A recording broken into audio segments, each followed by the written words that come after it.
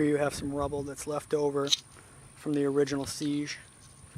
This is right by the main gates. Most of the rubble was bulldozed before the lawyers had access to it. The Texas Rangers said that they were put inside of large dumpsters and buried somewhere. And this was before lawyers had any access to it. But you can see the ruins, most of them are gone.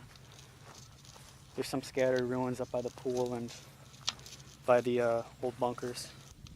The property here is very quiet, it's very eerie. And in the shadow of the original church, they built this new church, which is, the front door is actually where the original Mount Carmel door stood. And because they feel obligated, Timothy McVeigh attacked the Oklahoma City federal building in retaliation for Waco. So they have a memorial not only to just the Oklahoma City bombing on the top, but the 4 officers who were killed, the 4 ATF agents rather, who were killed in the siege on Waco. That'd be Conway LeBleu, Todd McKinnon, Robert Williams, and Stephen Willis. These people, of those 4 agents, 3 of them were Bill Clinton's bodyguards during his presidential campaign. And just a few steps down the road, you can see the original cornerstone from the Mount Carmel Church. A toppled monument for it. It looks like somebody hit it with a hammer. This is one of the few things left standing after the raid on the compound. This is the swimming pool that we all saw in the newscasts. And on April 19th, the carnage was just so great that they actually found a human leg in here. Probably because the tank ran over the body and drug it over here. The water here now is used for agriculture by the survivors who live on the property. Right behind it, the main church. This cement here was part of the original foundation. They say this is the armory, and also Koresh's, or Vernon Howell's, living quarters. This is probably original pieces of the building.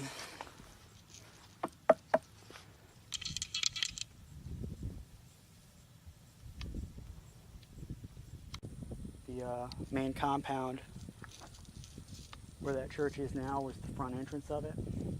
The other side ran right around, let me move this camera back, right up through here to a bus that's buried right over there.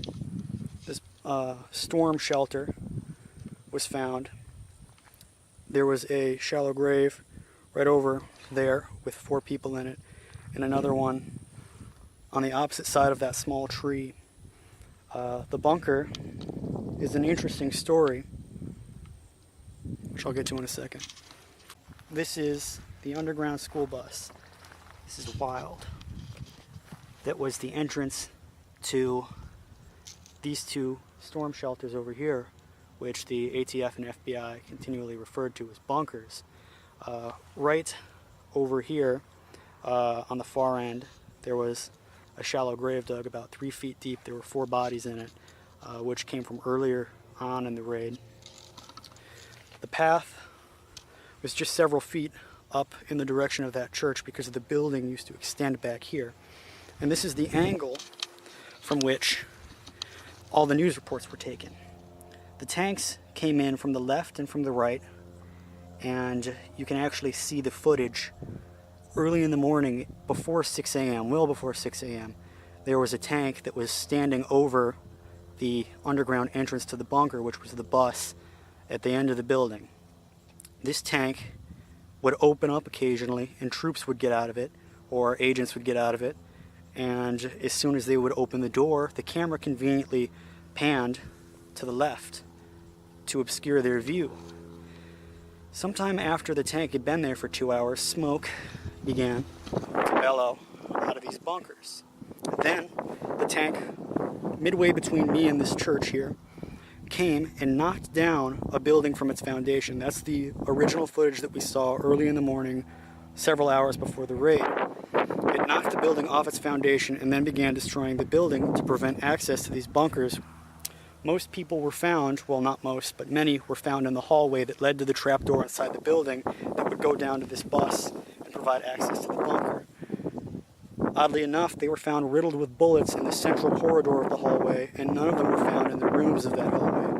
Also, many were found inside of the dining facility and the food storage facility, which is in the center of this grassy field right here. The church directly ahead of me, I've already showed the concrete behind it provided the arms quarters. A very small number of people were found there compared to that were found in the food storage area. Actually, I believe only 5 were found over in the armory and Koresh's quarters. And right near these bunkers, directly behind us, you can see the foundation of this building right here, followed by the bus, and the foundation of another building. Not much is left of this compound, but looking on the ground, you can tell something happened here. You see pieces left of the building, the flooring, the enamel. You see concrete chunks lying around. And so far, 3 cars have pulled up to this area to check it out. And it must be very strange to live on this property after so many years.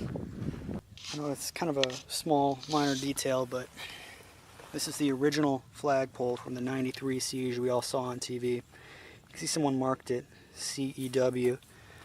Wonder who did that. And it's bent at an angle. And it's not flying a flag.